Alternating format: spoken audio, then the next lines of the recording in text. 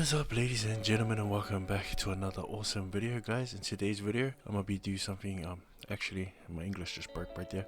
I'm gonna be doing something different. I need to transport some resources and some food. Okay, so basically I have crafted 960 pork omelets, 7.1, and what I need to do is transport it to the different cities and put them up for sale. I also have some resources from my gathering sessions, you know, when I was out in the black zone gathering.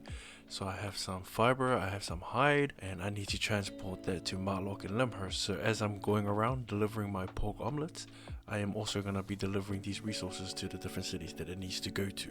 So anyways, I have roughly 37 million silver worth of different resources. I am going to be refining these resources before I sell them or use them for crafting, but as for now I need to deliver the food and the resources. But anyways, that's 37 million. While I'm delivering all of these different resources to the different cities, I will be answering questions left behind by you guys, my viewers. And I'm sorry, okay, some of your guys' questions, you guys left them in videos that's a couple months old. I am not going to be responding to those videos, guys. It's just too far back for me to go back and pick up those comments and answer it. I am sorry. All right, but I'll try to work from the most recent and go back as far as the video will let me go. Okay, and yeah, anyways, I have 960, so I gotta divide that by give me a second, divide that by 5, because there's 5 different royal cities. I will not be transporting to Kilion, so 960 divided by 5 equals, so I gotta deliver 192 to each different city. Okay, so I'm gonna leave one here in Bridgewatch, so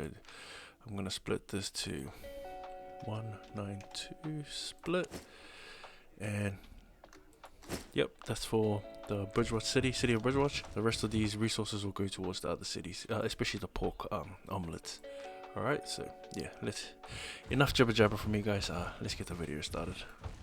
I can get you anywhere. Right, and let's hop into the first comment. Before I actually read the first comment, guys, I would like to apologize for not doing these type of content regularly where I get to answer your questions. Please do understand that I can't do this all the time. Number one, I'm busy in real life and I only get to play for 1 hour a day. Okay, so yeah, anyways, with that out the way, let's get into the first comment, and it comes from Sanep Walling. I hope I pronounced that right. And you said, which gathering would you recommend for new players? I tried ore, but the silver I'm making is too low. And you left that on my beginner's guide to gathering video. I posted a while back. I forgot, probably a couple months back I made that video. And to be honest with you, ore gathering is actually pretty good. You just gotta try to get the higher tier in order to make like really good profit. And spec. Alright, so if you have the spec also, that'll be awesome. It can help you get more silver. But other gathering things, to answer your question, maybe skinning. Alright, I do love skinning. Skinning is another one you can do if you don't want to do ore. You can pause the ore gathering and maybe do some skinning. Alright, there's a lot of things to do, but that's just my own personal advice. Since you don't want to do ore anymore, yeah, do a bit of skinning. Alright, brother, I hope that answers your question. Right, ladies and gentlemen, before we hop on over to the next comment left by you, my beautiful subscribers, I just want to remind you guys that if you do enjoy the video, please don't forget to hit that like button down below. As I always say, guys, you don't need to sub to my channel. I don't really care about the subscribers, but the more people that likes my video, the better. So yeah, guys, if you do find this type of content or my type of videos enjoyable, hit the like button. Alright, that's all I'm asking. Anyways, let's hop on over to the next comment. Right, and the next comment comes from the beautiful Birdie Bert 6656, sorry, and he said, is food crafting without focus even possible? I am sometimes able to make some money by making lower tier food, but I never find anything that would be positive income at tier 8. So food crafting, so to answer your question, is food crafting without focus even possible? The only way that I see it being even remotely possible is during the events. So during Albion Online, like during certain times is what I'm trying to say, there are events popping up, alright, like 10% bonuses, 20% bonuses, alright, and during those events, yeah, that's the only time I ever see crafting any type of food profitable, especially like tier 6, tier 7 and tier 8 types of foods. That's the only time I ever see it being profitable without focus. Other than that, you're gonna need focus in order to craft any type of food. It doesn't matter what it is. Alright, so right now a lot of my videos are solely focused around pork omelets and beef stews. That's because I'm trying to level those up. to 100 spec, and I'm documenting all of that for you guys to see. And from my experience, yeah, it's not really that profitable. All right, you gotta use focus, okay? And I will say, the real profit comes from crafting enchanted food. So if you're crafting like say flat tier 7 food, there is profit there, but it isn't much compared to let's say 7.1 or 7.2 types of food, okay? I hope that answers your question, brother. Yeah, it's really difficult to make profit without focus when it comes to crafting food, okay? Rightio, next comment or question comes from Cal Portuguese. What's up, my Portuguese brother? And you ask, how to do the maths in crafting and refining. Alright, there are 2 ways to do it that I know of. There's a chart online. I think Goldinium, another economic content creator on YouTube, he has a chart. You can buy the chart from him, I think, or you can go to his Twitch and watch his live stream for a certain amount of hours. I don't know how long. That's another way to get the chart. This is for crafting, alright, crafting like gear and stuff. Another way is to become a Patreon member on his YouTube channel. Alright, I don't even know him. I'm just gonna keep it 100. I don't know him. I'm just letting you guys know that individual right there has charts available for you guys to go, and you guys can do calculate the crafting, whether it's like armor and weapon crafting or whatever. He has the hookup on that. I'm not being paid to say this, as I said. I don't know the guy, but he is a good economic YouTube content creator, so I don't mind giving him a shout out. Okay, for the refining, I always used Albion 2D. I've got a lot of videos about it. I do not want to sound like a parrot and repeat myself, but basically Albion 2D is a website that's free. Everyone has the opportunity to go there and you can calculate your profit. But yeah, those are the methods I know of when it comes to calculating your profit, is either using that chart that the brother Goldinium has, and I think he made the graph himself, and it's free. Alright, unless you want to pay for it, it's fine, you can pay for it. However you want to get to it. I forgot to mention, there's also another way, and you gotta do the calculations manually. So basically you go to the city, you go to the market, and you go check up the price. Okay, so let's say you want to craft, I don't know, leather boots. So you go there and you go check how much leather cost, how much the tax is to buy the leather, how much the crafting tax is, and you can, from there you can judge if it's profitable or not. Alright, so that's like the ways that you can do your calculations when it comes to whatever you're crafting. It's time consuming, I know. I wish I had more time to play, that way I can, like, you know, have a lot more content to deliver for you guys, but hey, it is what it is. Alright, but yeah, those are the methods you can use. Carl from Portugal, and yeah, I hope I answers your question, my friend. Rightio, the next comment comes from Asda44388, and you ask, love your stuff, man, and your voice is so calming. Are you Samoan? Nah, brother. Before I answer your last question, I should say thank you, man. Thank you for liking my type of content. And to answer your final question, am I Samoan? Nah. I'm from New Zealand, brother. But I will say, like, a lot of the Samoans and how do you say it? A lot of the Polynesians, we do have similar accents. We all have similar vibes. Doesn't matter where we are around the world. You can travel to like the US. There's a large Polynesian population in the US, especially in the West Coast, California area. Similar to Australia, there's a large Polynesian community there, and here in New Zealand there's a huge Polynesian community here, and I mingle with different type of people, especially from the Pacific group, whether it be Polynesian, Micronesian or Melanesian. For those of you who do not know, the Pacific is categorized under those. I fall underneath the Polynesian group. We also have a Micronesian group, and we also have a Melanesian group in the Pacific. The Polynesian group, where I fall under, it consists of places like Hawaii all the way towards Easter Island in New Zealand. That's the triangle. If you pull up a map and have a look, that's the triangle that I belong to. The Micronesians, they fall under the category because the areas that they live in are smaller islands, so to speak. That's why they're kind of called micro. It doesn't really mean much. Just because they're called Micronesian doesn't mean much. We have similar looks, we have similar traditions. A lot of our tattooing, a lot of our art, a lot of our culture goes hand in hand together with the Melanesians and the Micronesians. guys, I'm just gonna be honest. This is weird to me because this is something that was brought on later on by people outside of the Pacific. But inside the Pacific, I'm gonna keep it 100. We're all one people. All right. Like a lot of people like to categorize us in different groups, but I didn't see a difference. Like if you put like me or let's say a guy from Fiji or a guy from Tahiti or a guy from Hawaii or a guy from I don't know, Samoa, whatever. If you put us all in a room together, man, it's probably gonna be a room full of laughter. Like I'm just gonna keep it 100. Yeah, there's really nothing different. Our culture's damn near the same, all right? We do the same things. Our history's the same. Yeah, this is weird, but yeah, I'm not a Samoan. I'm part of the same group as the Samoans there. If you put me and a Samoan guy side by side, you probably won't tell the difference. Our tattoos are similar. Our facial features are similar, I guess.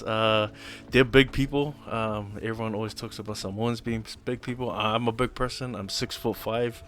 I weigh 100 and last time I checked, I was 130 kgs. I don't know how many that is in pounds, but yeah, like we're generally big people. We're really good people, alright? We just tell a lot of jokes. For those of you who don't know me in real life, I like to crack a lot of jokes.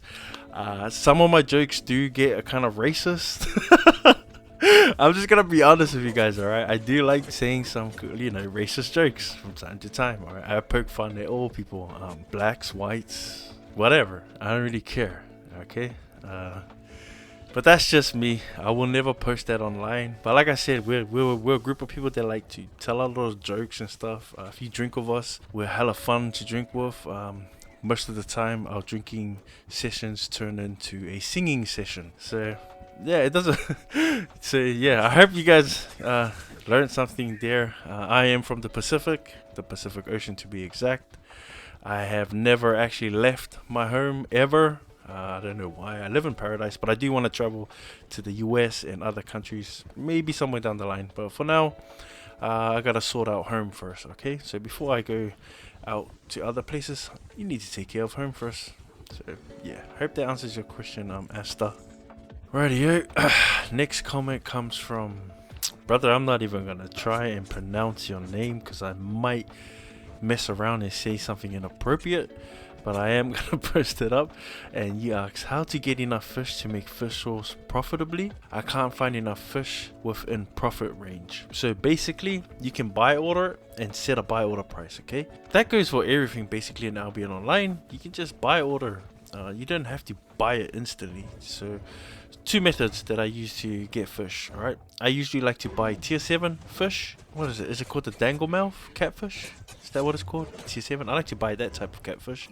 And I just buy order it from the different royal cities, okay? And I don't place a really big buy order, like 5,000 or something, a stack of 5,000. My buy orders are always within like 1,000. All right, so I do a buy order of 1,000 in Bridgewatch, then I go over to Matlock, do another buy order of 1,000, so on and so on. All right, the reason why I like doing buy orders is number one, you can check the prices and how much it's been spiking up and down, and then you can decide from there how much you want to set your buy order on. Okay. And sometimes I'll go to a city and prices have been so expensive in the past month that I don't even bother buying fish. Another way to get fish is my favorite way of getting fish, and that is to gather it. Alright, so whenever I have free time and I'm not doing these type of content or these type of videos, recording videos, I like to just quietly head out into the black zone and fish. Alright, I'm a black zone type of person. I love the black zone. I do not enjoy the blue and yellow zone, but I do recommend that if you're new, stick to the blue and yellow zone. There's nothing wrong with playing in the blue and yellow zone, guys, okay? I know a lot of people call you yellow zone warriors and so on, but, bump that. Who cares what they have to say? You play the game how you want to play it, alright? And yeah, we all began in the yellow and blue zone until we got comfortable going into the red and black zone and the Roads of Avalon. Best way to get fish is to do buy orders, check the purchase history, the buy history, and also get out there and gather it yourself. My favorite way is just to gather it because I can just listen to music and just gather by myself in the black zone without a care in the world. Alright, I hope that answers your question, my friend, with the name that I cannot pronounce. Rightio, the next comment comes from Chomic2921, and you ask, hey, I gotta ask, do you ever do red zone transporting? It's been like roughly 3 months since I've even set foot into the red zone. I'm not gonna lie.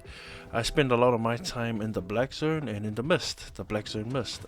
That is because I like to, that's the main areas I hang out, like recently, gathering, fishing, and we have a hideout in the black zone, and I like to transport food or different weapons that I've crafted or armor and deliver it to the hideout and put it up for sale, because there's people like for the CTA, all right, a lot of people buy a lot of pork omelets, especially from my guild. They buy a lot of 7.1 7.2 pork omelets, and I like to feed them that because they do like black zone content, you know, going for castles, outposts, so on and so on, ganking trips and that.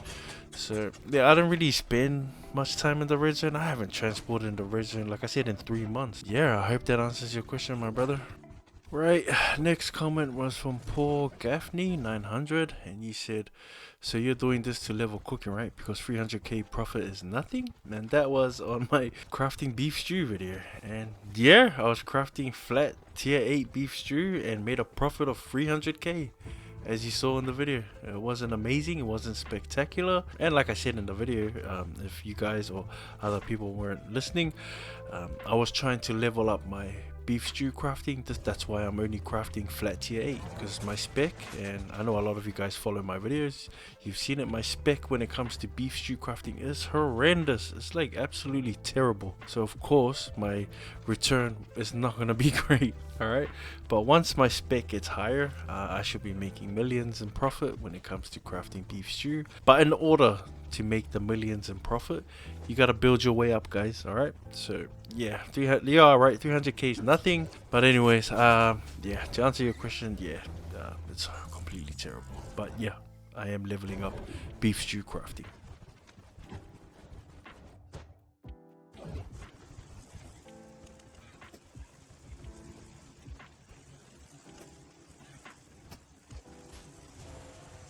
Right, ladies and gentlemen, we have now officially come to the end of the video. As you saw, I was transporting over 30 mil worth of different types of resources to the different cities, and I answered some questions left behind by you guys, my valuable subscribers and viewers. I would like to say sorry I cannot answer everyone's questions. I'm sure that there are a lot of questions that I skipped over or passed, and that is because they're just too far back that I am not going to scroll that far back in order to answer them, so please do forgive me. But anyways, this is not the end of it, guys. I will be making more content like this where I respond to my viewers, and I try my best to be as honest and as transparent as I can be. And in saying that, guys, if you did enjoy the video, please don't forget to hit the like button. And yeah, I'm not gonna hold on to you guys any longer. I just want to thank you guys for taking time out of your day to watch my video. So yeah, once again, thank you very much for doing so. Other than that, people, I'm out of here. But before I leave, guys, I want you to be good out there, and if you can't be good, then be bloody careful. It's your boy Musi, and I'm out of here, people.